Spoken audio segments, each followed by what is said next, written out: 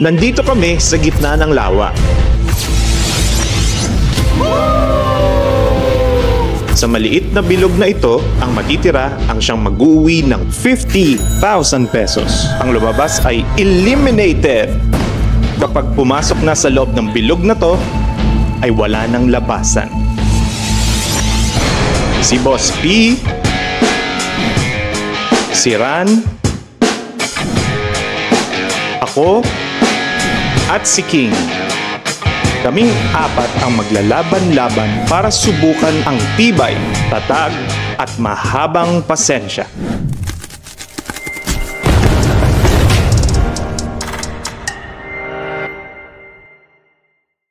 Dami-daming pwesto dito yung napili natin, puro bahay ng langgam ha. Pinapapak na yung paa kong walang putik. Ang katinan ng paa ko, tapos naiihi pa ako. Hindi ko alam kung hanggang kailan ako tatagal pero try lang.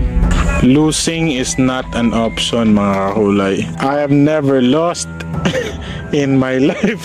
Joke lang. Uy! Uy! Uy! Tangin na, ang kate. Dami lamok putangin. Dito ay naghihintayan kami kung sino ang unang lalabas. Tayo at pag-upo lang ang nagagawa namin dahil limitado lang ang pwede namin galawin. Lahat kami ay nagkakaroon na ng duda sa aming mga sarili. Hindi na namin alam kung kaya pa ba namin tapusin ang biglaang challenge na ito. Hindi ko alam kung sino yung unang matatanggal kasi feeling ko ako eh. Feeling ko ang unang matatanggal dito. Wala, ang hirap i-predict eh. Paano? Mga, ano rin to mga to eh. Competitive. Maggagabi na pero tingin ko walang gusto magpatalo, baka ako nga yung una eh. Tingin ko unang matatanggal dito ako talaga kasi nagugutom na ako eh. Pero malabo kasi yung mata ni Ran. Mamaya pag madilim na hindi niya alam na sa labas na siya ng circle. Mula katanghalian hanggang abutan kami ng dilim ay wala pa rin gustong tumapak palabas ng bilog na ito.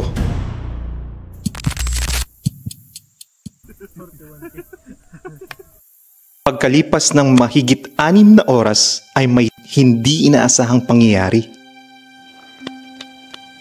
Kakangalay puta. Nahulog ka. Biging. Uy! Oy! Lumagpas! Lagpas! Daya. Lagpas ka bro. Lagpas ka bro. Out yan. Tulog ka pa. Tulog yung tao eh. Grabe, nakakapagod pala. Akala ko kaya ko kaso nakatulog ako. Tapos sakto pagtayo na ano ko yung paa ko. Na-stretch ko na sarapan.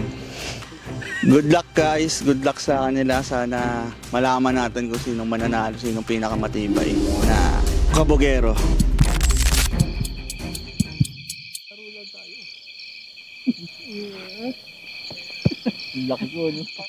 Tanging buwan at mahinang flashlight na lang ang nagsisilbing liwanag sa madilim na lupang napapalibutan ng lawa. Naisip ko, alokin ko sila ng tubig tapos hilahin ko isa sa kanila para mabawasan na kasi anong oras na din eh. Sakto wala pa kaming mga inom ng tubig. So, imposibleng walang tatangig dyan sa mga yan. Sensitive. Oo. Sinong gusto na tubig? Tubig. Sino gusto? Sino gusto tubig? Kunin mo! Aka na! Kunin mo! Kunin mo! Uy, sarap. Uminom pa sa harap. Ito si King eh. Nag-alok lang eh. Nang hila pa. Pero masarap. Ito masakit. At dahil maluwag na ang bilog, ay humiga kami para makapahinga. Kalahating araw na ang nakalipas. Walang gustong sumuko. Wala pa ring lumalabas sa bilog. Tingin ko walang magpapatalo dito sa dalawa na to eh. Hanggang bukas na dito. Oo, mukhang hanggang bukas sila dyan. Depende lang talaga no? Kung sino talaga. Pero wala, tinitiis talaga nila, natutulog na nga sila dun eh. Nag-aalala na kami kung paano kami mamamangka pabalik sa dilim ng lugar na ito.